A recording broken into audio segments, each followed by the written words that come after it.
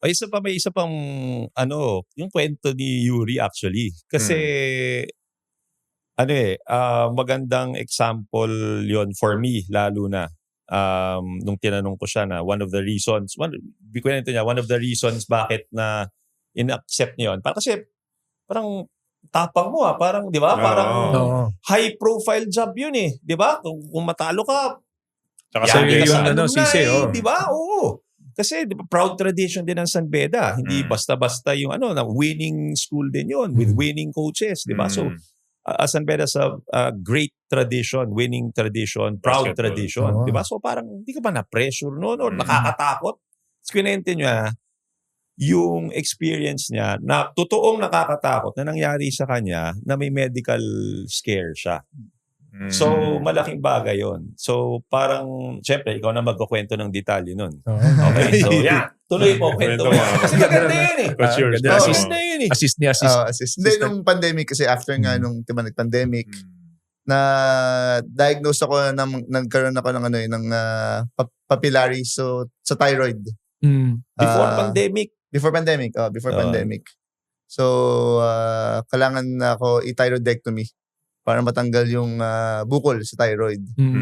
So, of course, yung panahon na yun, papaisip ka talaga di ba? Kasi, yung medyo scientific medical term yung pinagsasabi yun. Pinakasimple. Stage 1 cancer sa thyroid. Yan. Yun, bata ako. Pakita mo. Yung may scar. So, nasa TNT na ako nun. So, nung, yun nga, syempre, papaisip ka talaga during that time sabi ko nga nung o-operan ako, sabi ng doktor sa akin, ready ka lang, baka mawalan ka ng boses.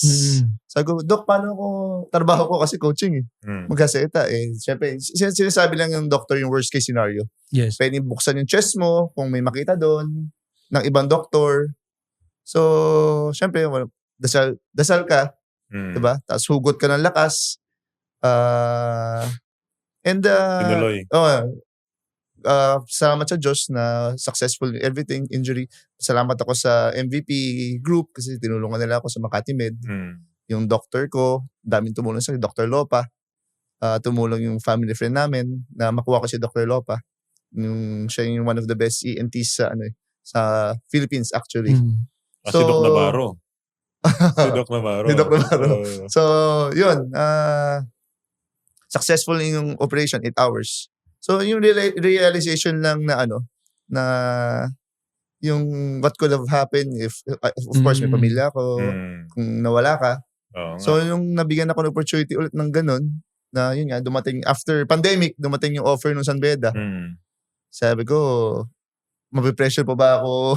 Sabi ko, basketball lang to Diba? Basketball to Yung na-experience ko na yun. Kaya pagka lagi ako tinatanong ng mga interview, Coach, hindi ka ba nabe-pressure sa that you have to win in San Beda? Siyempre, medyo showbiz sa sagot ko. Kailangan paghandaan lang. Diba? Kailangan paghandaan. Lahat naman sa bahay. Sa buhay. Siyempre, hindi ko naman sinasabi yung experience ko na yun. Pero... Hindi nila alam, hindi mo na iniisip yung pressure. Oo, sabi ko, basketball lang. Diba? Sa mga players ko, lagi ko sinasabi, even itong season na to, basketball lang to Mananalo ka talaga, matatalo ka Naalala ko dati, Coach, nung nagkausap tayo sa isang sideline dati sa practice. Sabi mo, Coach Del, sumano ko sa San Beda. Sabi ko, Coach, basta be yourself. Diba? Sabi ko, Coach, basta magpakatotoo ka lang sa sarili mo. Kayang-kaya mo yan.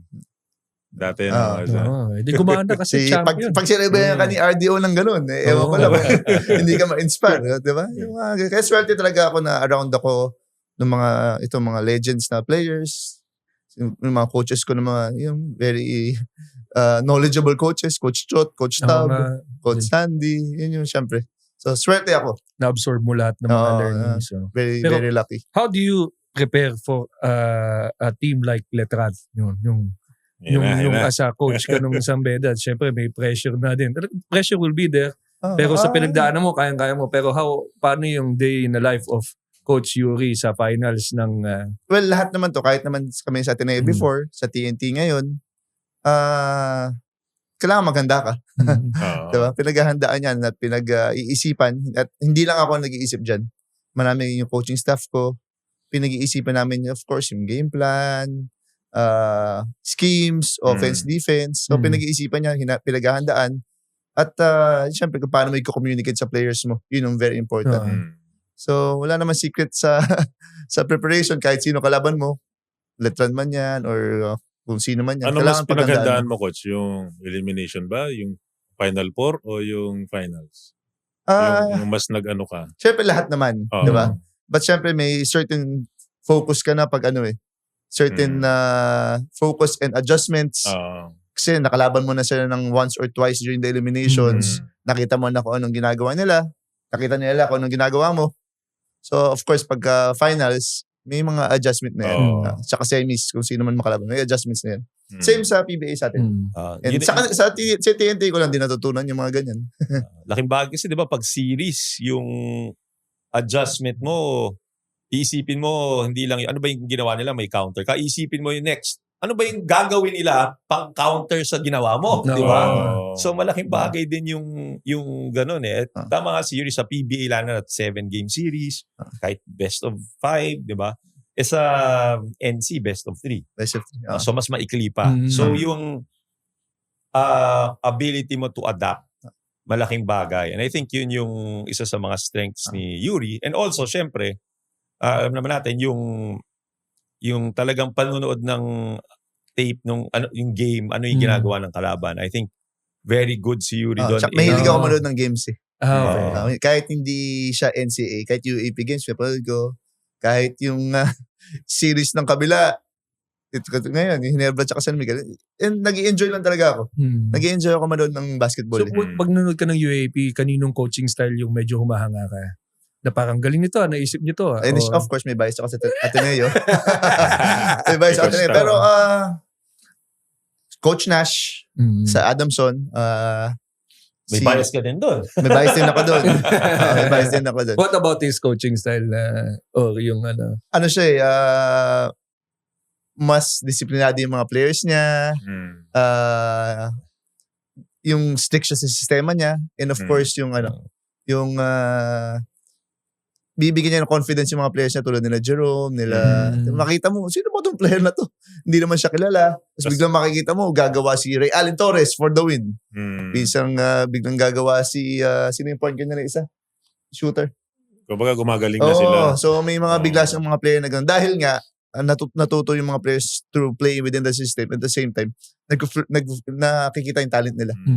So, kasi siguro ng mga reunion nila, no? Coach Nash, Coach Olsen, si Yuri, no? Parang reunion niya siguro. Nila Yancy, di ba? Pag reunion nila, tirahan daw. Akin itong lechon. Yung laki ng anak ni Coach Neil eh. Sa kami, yung trip to Jerusalem, banggaan eh. Wasakan ng monoblock. May tagahawak pa nga ng monoblock pag yung dalawa na lang natitira. Lalaki nila. Lalaki kasi. Thank you for watching Balyahan with GB and RDO, powered by Sports Plus, the official gaming partner of the Philippine Olympic Committee. Kung nagustuhan mo ang napanood mo, here's some more videos. Huwag mo rin kalimutang mag-like, comment at subscribe para lagi kang first dibs sa bagong videos ng Balyahan.